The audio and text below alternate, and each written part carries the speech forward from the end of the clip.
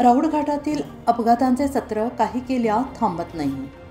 2 दिवसापूर्वी झालेल्या अपघातामुळे दिवसभर वाहतूक ठप्प झाली आणि पुन्हा एकदा काल रात्री दिनांक 8 सप्टेंबर रोजी त्याच ठिकाणी गॅस वाहतूक करणारा टँकर उलटल्याने गॅसची गळती सुरू झाली।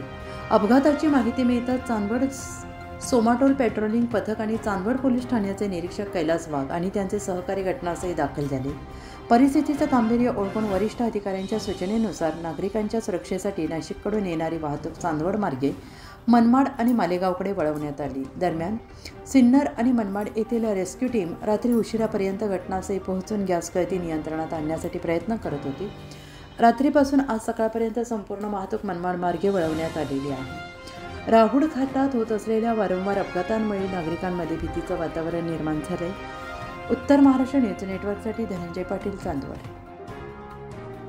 आत्मा मालिक मल्टी स्पेशालिटी हॉस्पिटल येथे मोफत सुविधा, एंजियोग्राफी, एंजियोप्लास्टी, बायपास सर्जरी, सर्व प्रकारचे ओपीडी केस पेपर फ्री, सोनोग्राफी फक्त 400 रुपयात, एक्सरे फक्त 100 रुपयात, लॅब तपासणीवर 50% सूट, औषधींवर 20% सूट। अधिक माहितीसाठी संपर्क 90 90 91 91 96 तसेच 7304 75 56 55।